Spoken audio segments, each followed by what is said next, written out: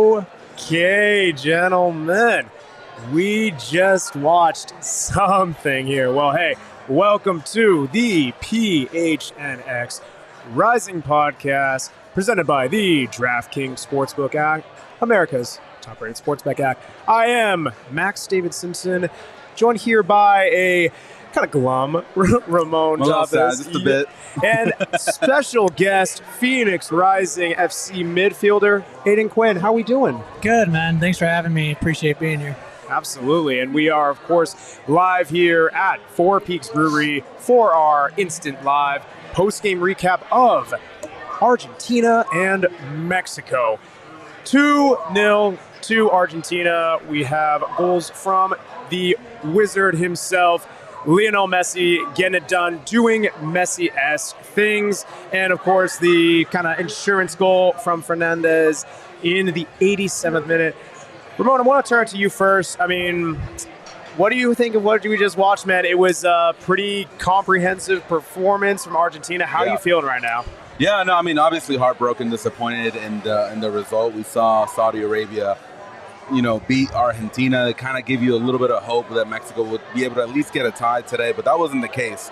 Argentina played their game. They were, they took it slowly, and they were breaking down the Mexican midfield as well as their defense, and they kind of just waited, Mexico to get tired, and that's when they pounced. And, when you have one of the greatest of all time, I'm not going to call him the GOAT, even though he just scored on us, but when you have one of the greatest of all time in Lionel Messi, the game can just change in an instant. And we saw that happen today, and then, Mexico kind of just lost hope. But I think this is what a lot of Mexican, fans have been saying, that this team just doesn't have that heart, doesn't have that goal-scoring punch of teams past. And we saw it today when you're facing an Argentina team that is, even though they lost, they're still, among the running of one of the best teams in the World Cup.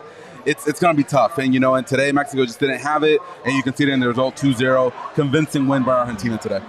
Absolutely. And your thoughts and some thoughts on the match? I think Argentina were the one taking the game to Mexico, and then you got hats off to Messi. I'll say he is the GOAT. He is the best of all time. So, a little Messi magic, and then he also got the assist. But I think, Mexico, they don't look like they're the attacking Mexican team that we were used to. They're more transition-based, and they just don't look great going forward right now. Absolutely. Well, and I did ask you at halftime, you said when it was still 0-0, you did say two things. Number one, you did say that Argentina was going to win 1-0, and they did go up 1-0 and then add an insurance goal. So I will give you half credit for that. But you also did say going into the World Cup that they are your tournament favorites. How are you feeling after that match? They look better. I think it's still they're relying on Messi and Di Maria to kind of do too much. I think they need to keep possessing and runs off the ball and keep breaking teams down. And it looks kind of, if it gets to Messi, gets to Di Maria, everyone's kind of looking at them to beat one or two guys and then something magical, which of course it'll happen because you have Messi. But I think the other teams that look strong, it's more of a team game, and you need a little more from the other guys in Argentina. But I think maybe they'll start building it up. So we'll see throughout the World Cup. Right. Well, and I think, Ramon, I know this is something you've talked about, right, where I completely agree with your point that there is a bit of over-reliance from Argentina on a Messi, on a Di Maria, on a Lautaro Martinez, on those playmakers. Yeah. But to Argentina's point, they do it because they've seemed to deliver. And Mexico, in years past, they have had those guys, but we've seen now, yes, some injuries to Tecatito, but you see a lot of those guys just aren't in the squad this year. And when you're relying on a Alex Vega, a Chucky Lozano, it's just not quite the same. And that's something that you've definitely lamented even after we watched Mexico-Poland in that 0-0 draw. Yeah, even after watching this game, I still have a lot of questions about the Argentina midfield. Guido Rodriguez, he had a couple of giveaways in the midfield. Rodrigo de Paul as well didn't look as good as he looks usually, and we saw it in the Saudi Arabia game as well. So I still have a lot of questions about Argentina game, but how Aodhan was saying, Messi, when you have that guy on the field, man, anything can happen. These players believe in Messi, even though he's 35, he's maybe not in his prime anymore. You saw it today in the first goal. You give him an inch of space, he's going to put it away. So it's something to keep an eye out on Argentina, and I think that's what's going to motivate them moving forward. Now, Mexico, I could go on a long tangent, and I know I'm sure you don't want to hear me talking about Mexico for a long time, but we all knew this. We knew with Tata Martino, the over-reliance on certain players, the fact that he's not moving away from this generation of the World Cup past, not bringing people like Carlos Vela, even though that's a different conversation, but Chicharito as well, and just overall a lack of just goal scoring. At the end of the game, man, and if you're in the World Cup, you can't get by with just ties. You got to go. You got to get these 3 points at least. That'll give you a little bit more of a comfort zone when it comes to moving on to the next round, but you just don't see that from Mexico. Right now, I know we're going to get to the scenarios a little bit later, but they need to beat Saudi Arabia, and then they need a lot of help from Poland in order to even think about moving to the next round. And guess what? If they do move to the next round, guess who they're facing? France. So whatever they do, man, they're going to be in a tough spot. It's not looking good for the Mexican team, and we all knew this was going to happen, so it's not surprised. But, when you're out here at Four Peaks with the crowd and we're all having a great time, seeing it live, man, it just kind of breaks my heart a little bit. But we'll see. We'll see what happens. That's fair. Well, hey, we will get into the scenarios in a second, but let's take a look at the numbers for today's match. Like we said, it is a 2-0 final. Argentina winning it. Possession, right? I mean, I know this is something, right? And I know you can appreciate that. Possession tells a bit of the story, but it's not always the same thing. I think this was a match very much clustered in the midfield. Neither side really had a dominant spell. Not too many shots on either end. Shots on target, right? 2-1. Again, not too many, very few and far between. And that was kind of shown in the XG where, we're talking 0.28 to 0.26. Both of those goals from Argentina were outside of the box, especially that second one with a ridiculous angle into the upper V. That's a worldie for sure. And then corners, slight edge on there. And when you see these type of numbers, I understand that they do provide a bit of context, but when you see that and when you see the game as a whole, how does that match up to you? Yeah, we saw Argentina kind of boss the game. They're the ones in possession most of the game, especially the first half. And Mexico were really good defensively. They were tight, especially the first half. They weren't letting Argentina break them down or do anything. But on the attacking end, they didn't really have anything. I don't think they're quite built to transition, and I don't think they have the right players for that. So I think it's always going to be tough if they're playing that way. And I think Argentina were kind of just waiting to break them down, and like we said, waiting for a little magical moment, and it came. And after it was won, it kind of seemed like you didn't think Mexico was going to get that tying goal, and more likely than not, Argentina was bound to get the second before Mexico was going to get the first. Yeah, absolutely. Ramon, you kind of see those numbers as well. I definitely echo a lot of what Aodhan's saying. Anything that jump out to you? Yeah, definitely the shots on target. Literally they only had 2, and the 2 that they had on target went in the back of the net. So that tells you the quality of this Argentinian team. And it's kind of, when you look at what happened today, was the substitute that went in and scored the second goal for Argentina. Of course, Messi did his thing. But then you look at someone like Lautaro Martinez, who everybody thought was going to be in line for the golden shoe this year. This World Cup, and he was kind of shut out this game. So it's kind of surprising in a way, but it just tells you how much quality Argentina has, that if one guy leaves the field, the next guy still has what it takes to create some havoc on the field. So, yeah, interesting to see. I know Mexico's game plan was a little bit more defensive today with the back line of 5, relying on Chucky Lozano, Alexis Vega to get him behind the Argentinian defense. And you actually saw a shift once the first goal came around with Argentina moving to a back line of 5 and kind of just waiting on. They knew Mexico was going to attack. They had to attack, and then they just took advantage of the half spaces after that. So this is what happens in the World Cup. It's a chess game, man. And when you have the talent on the field like Argentina does, it's pretty tough.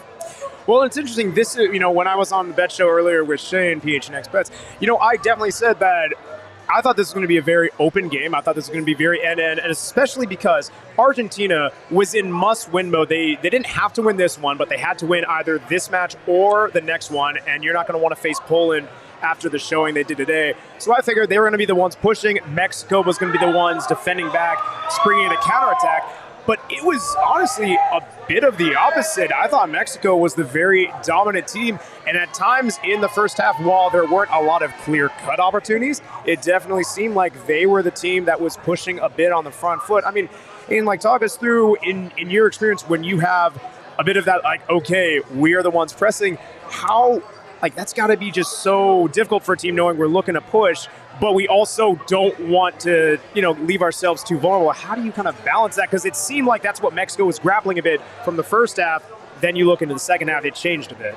Yeah, you saw two teams basically fighting for their lives. They knew this game was massive, and if you got a win, then you really set yourself up for getting to the round of 16. So you saw two teams very kind of timid and cautious defensively, especially Mexico, but same with Argentina. They weren't trying to give the ball away and trying to force the issue too much because they knew on transitions that they could probably get hurt. But I think the back three especially, they were fine with the Mexican attack. But yeah, if you're in those type of games, you're just kind of waiting for the moments. You're trying to find the right spaces. Obviously, there was no space in the middle in the first half.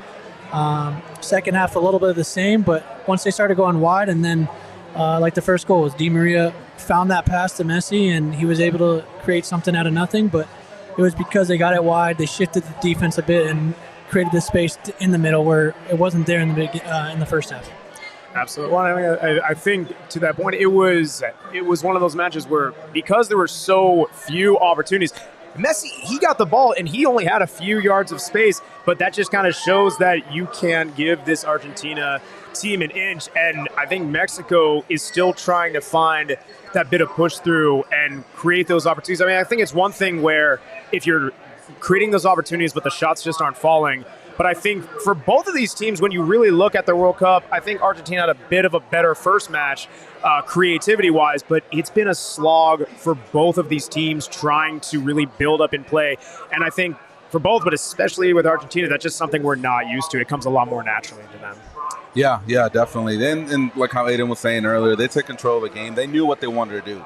They were waiting to see what Mexico was going to bring to the table. They kind of showed it in the first half where Alexis Vega got an opportunity, especially that free kick right before the half ended, where I think that was Mexico's best opportunity. On set pieces, if it wasn't going to happen through open plays, set pieces was going to be the next step for Mexico to take advantage of. But they just don't have it. Their midfield's not there. I'm surprised that Edson Alvarez was not on the field. He literally is a starter for Ajax, and it's just mind-boggling, these decisions that you see Tata Martino make. But at the end of the day, quality won. Argentina got it. And we're going to see what happens next, man. Absolutely. Well, hey, speaking of quality, I want to shout out our great friends at Four Peaks Brewery. We absolutely had a ball today, right? I mean, it's been quite a week. Monday, Tuesday with U.S. and Mexico World Cup watch parties. Had an awesome one yesterday for the U.S. Another one today for Mexico. Absolutely packed. We had people out the door when they opened the doors at 11 a.m. on this jumbo 22-foot screen, the $3 beer specials. I saw tenders flowing. I'm talking about chicken tenders. The chicken tenders are phenomenal, but it's just always a good time here. I think, crowd got into it. Definitely wild, but we really appreciate our friends and just everything that they did. So fun atmosphere for sure. Win, draw, or lose, come out here, hang out with us. It's always a great time. You never know who's going to stop by. So, Aodhan, thank you so much again for stopping by and hanging out with us. But, come on out. We got a couple more games left. If the U.S. and Mexico can make it out to the round of 16, we'll see if we can, keep it going here. But, definitely a great time here. And if you're not here, you're missing out. Absolutely. Well, hey, we still have more watch parties. And both of these, for the last one for the U.S. and the last one for Mexico, are in must-win mode for both teams. Tuesday for the U.S., that noon kickoff coming to Four Peaks at 11. For Wednesday for Mexico, noon kickoff, come here at 11. Link is in the description to register for free for these watch parties. So please smash that description button, sign up, completely free, join us out here. And of course, if you would like to partake in some delicious Four Peak beverages, you must be 21 years or older to enjoy. We see some friends waving to us. Today, we got a lot of people just watching us from the camera. It's cool. I mean, shout out PHNX Rising too. They came through with some T-shirts, with some freebies, hooked up the fans, and did the same thing for Tuesday when we had head coach Juan Guerra here. It was awesome. We just appreciate the hospitality, right? Yeah, definitely. Thanks PHNX Rising, the entire organization, for coming out. Juan Guerra and, of course, Aodhan here today. It's amazing to be able to have so much access to very talented people here during these watch parties. Absolutely. Well, let's get into this scenario for Group C. So here's what we have. With Argentina's win, this group, it gets a bit chaotic, right? So at the table, we have at the top with 4 points Poland, Argentina in second on goal differential with 3, Saudi Arabia with 3 points as well, and then Mexico at the bottom with 1. Here's the crazy thing is even after Mexico showing even the fact that they have not scored once at this World Cup, they still control their own destiny. So that's the crazy thing about this. Yeah, it's insane how the World Cup can play out. Sometimes it literally goes to the last game, like how we're going to see in this Group C, and literally every team in this group has a chance to make it to the next round. So it's going to be a crazy time. During that last match day, all 4 teams actually play at the same time. Yep. So we got to be looking at 2 screens, see what happens with either game, and see who's going to come out on top. I love that. Well, here's the scenario, right? In Group C, first off, if Mexico wants to advance, they must win. There is no ifs, ands, or buts. That's a must. If they win, you kind of have to hope for, it's essentially a couple different scenarios. If Poland win, and by the way, all of these assume that Mexico wins. If Poland wins, Mexico will go through in second place, regardless of what the score is, because Poland will be on 7 points, Mexico will be on 4 points. It's there. Boom, they in.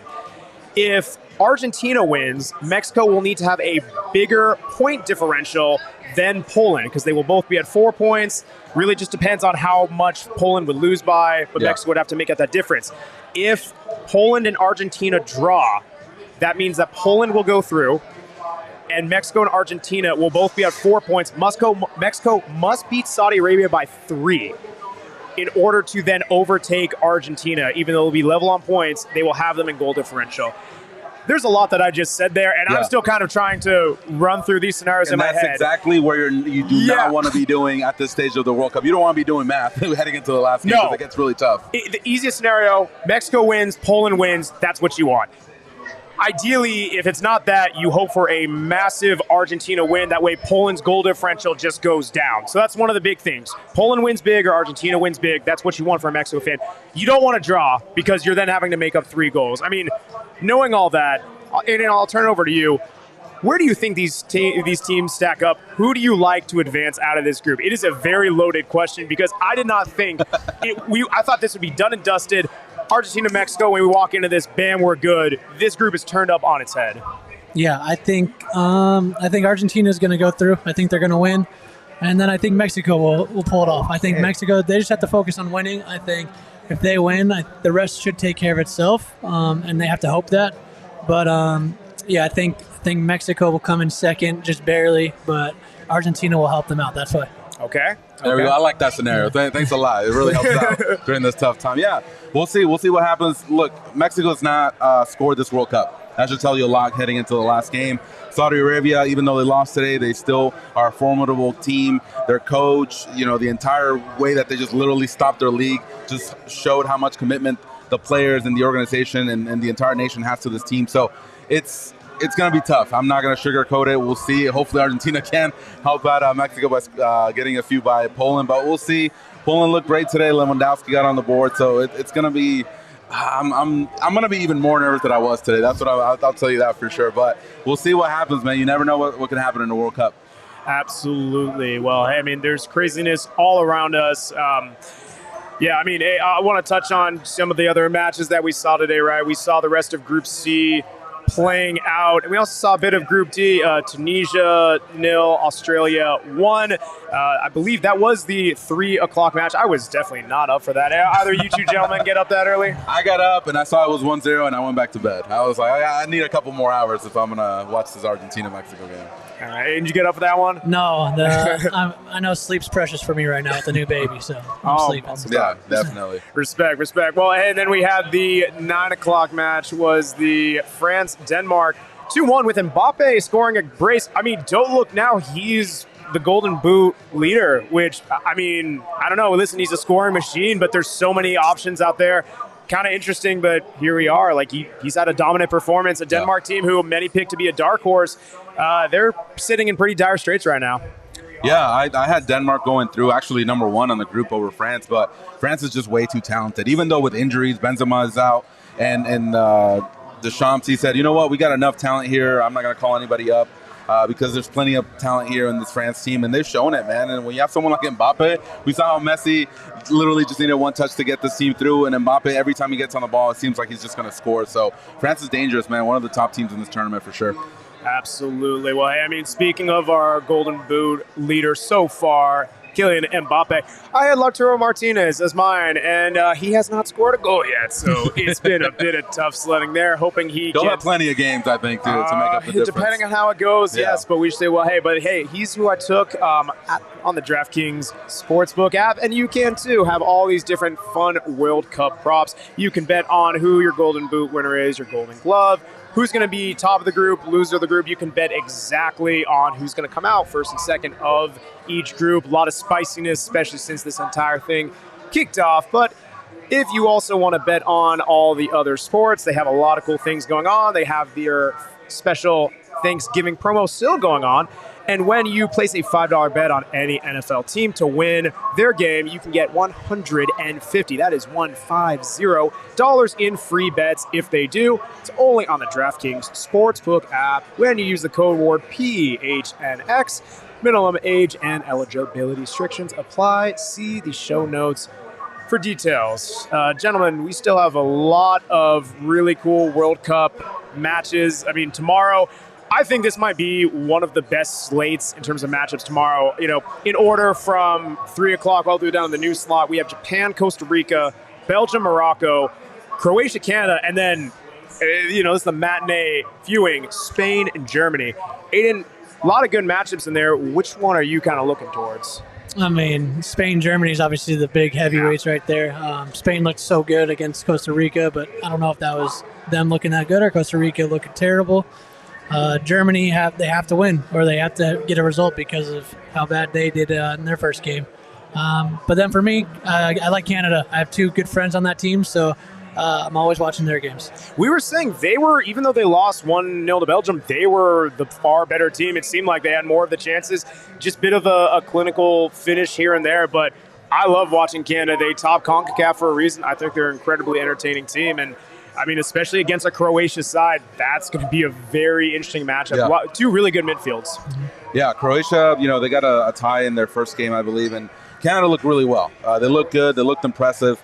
I did want to take a little bit on that Alphonso Davies situation with him choosing to take the penalty, even though he's never literally taken a penalty before, not letting Jonathan David. So what happens when that penalty is called in your favor? Is there already a set man saying, hey, this is the guy that's going to be taking the penalty, or is that a conversation just happens right there on the field? Yeah, for a lot of teams, there's a set guy. So I'm assuming Alfonso was the guy for them because he's kind of the guy for Canada. Yeah. He's their best player and one of the most dangerous guys in the World Cup, actually. So I'm sure they all have confidence in him. It's unlucky that he missed, but he provides a lot for that team. That I know that the camaraderie of that team they're really together. So I think I can see them bouncing back, and it'll be a big statement victory if they beat Croatia.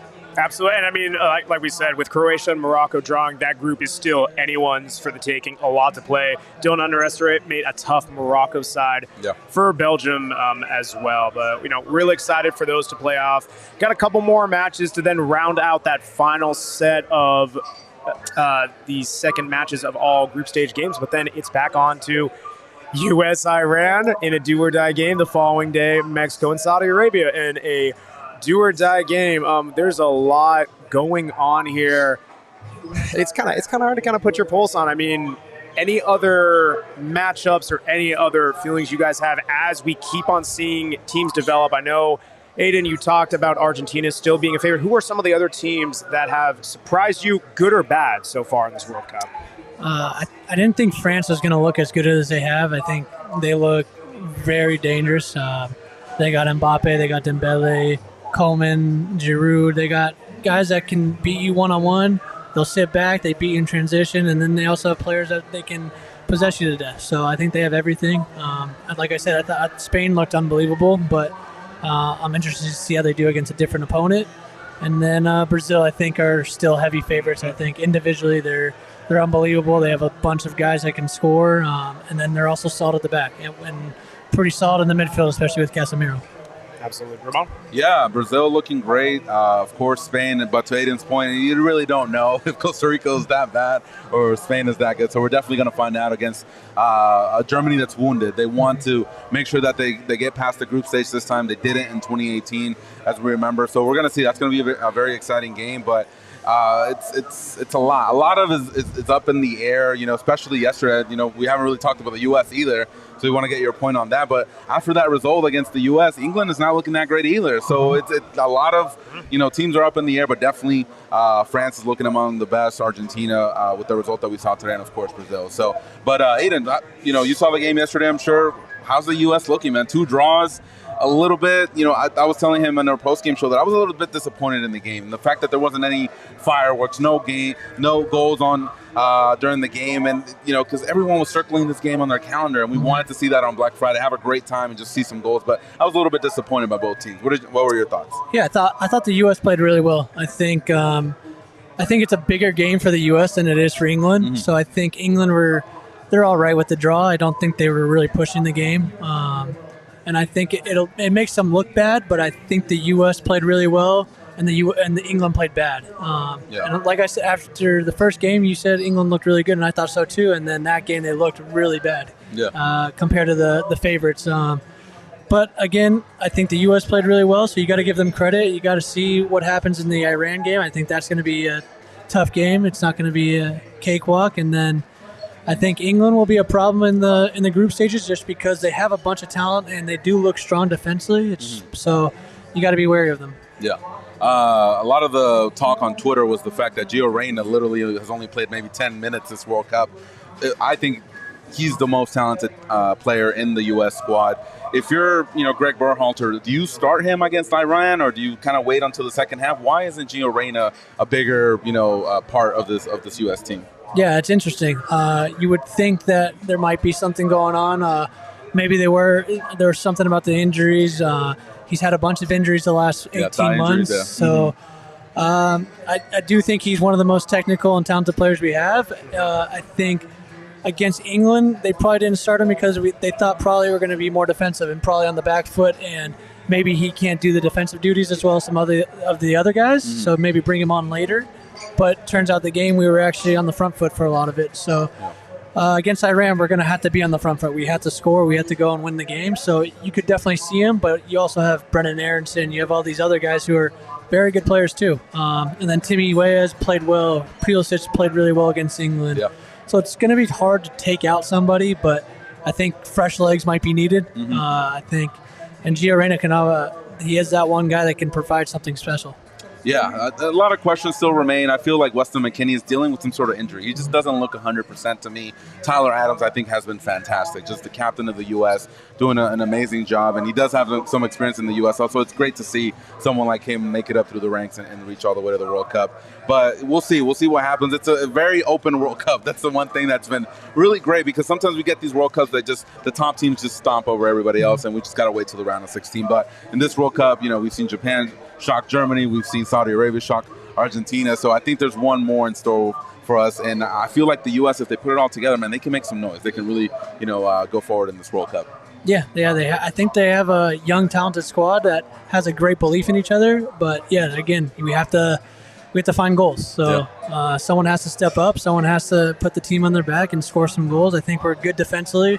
I think, obviously, we gave away a penalty. That's how we got scored on. But England didn't look like they were really going to score on us after the first 10 minutes. And, so hopefully against Iran, we're strong defensively and someone provides some magic. Absolutely. And, hey, like we said, join us, Four Peaks Brewery, this Tuesday, noon, kickoff 11 a.m. for that must-win USA match against Iran. Yeah, I agree, guys. Look for a lot of, I'd say a good amount of rotation, not only because Iran has that low block that the U.S. must break down, but also a lot of these guys, we had one switch to the starting lineup in between the match against Wales and the match against England. So we will see how that plays off. But yes, lots of craziness during this World Cup. This is why we say we don't play it on paper, we play it on the pitch. Very much looking forward to it. Appreciate Four Peaks and everyone for hosting us during these World Cup watch parties, and for everyone tuning in. I know we covered a lot. Aodhan, while we have you, I want to ask, how has the offseason been going for you? How have you been enjoying new young one in the fold? How's life been treating you, man? Yeah, it's been good. My wife had the baby, so that was good timing now that it's offseason. So we're basically just dealing with her and learning how to parent as we go. So it's been good, but it's been great timing. It's been fun. A little bit of training, just starting to go again. So, yeah, no complaints, especially with the World Cup on. It's nice to be at home. So, I'm with the baby and I'm watching World Cup. It's not a bad life. Life's good. Not the early games though, right? The 3 Yeah, M's are not the killer. early ones. Yeah, like I said, sleep is important right now. So getting my sleep, but those the 7, 9, and 12, those games. Yeah. For sure. And then there was some big news, not only with the investor team joining the fold of Phoenix Rising, but also the new location. What is it? A little bit more of a further drive for you now that you're not going to be at Wild Horse Pass and now on 38th Street? What are your feelings on the new location? Yeah, for me personally, it's a much further drive. I didn't know too much about Phoenix when I moved here, so we bought a house kind of closer to the stadium where it's at or where it was. But now they've moved it. I'm sure there's a great plan and idea behind it. So have faith in the ownership group and everyone at the club. So speaking to the fans, they're all excited. So if the fans are excited and they're buzzing about the new location, then the players are going to be too. Love it. Fantastic, yeah. It's awesome, man. I mean, with lots of fun stuff to look forward to. I feel there's a new bit of Rising news every week or two. So keep looking out on the team's channels. We'll be covering, of course, on PHNX Rising podcast here. Gentlemen, anything else before we sign off today? No, I just want to tell everybody, if you have the opportunity, go to Twitter, follow us on there, PHNX__ Rising. Double the score, double the fun. Shout out to Owen. He wanted to be here today. Wales lost yesterday. He's a little bit bummed out. Hopefully we'll have him soon on this show. But shout out to Owen over there hanging out in Qatar. But thank you so much for joining us today, guys. Really appreciate it. And Nathan, thank you so much for coming in as well. No, thank you both for having me. Thanks Four Peaks for having us. It was a great event. I encourage people to come down and watch the games because it was a lot of fun. Yeah, absolutely. And yep, thank you everyone for signing on. You can follow me at Max David Simpson on Twitter. You can follow Ramon at Nachito Chavez 10 Nachito Chavez 10, and you can follow Aodhan at Aodhan Quinn with 2 N's at the end. Appreciate you guys, and let's go. More World Cup. We love it. Let's go. Keep going.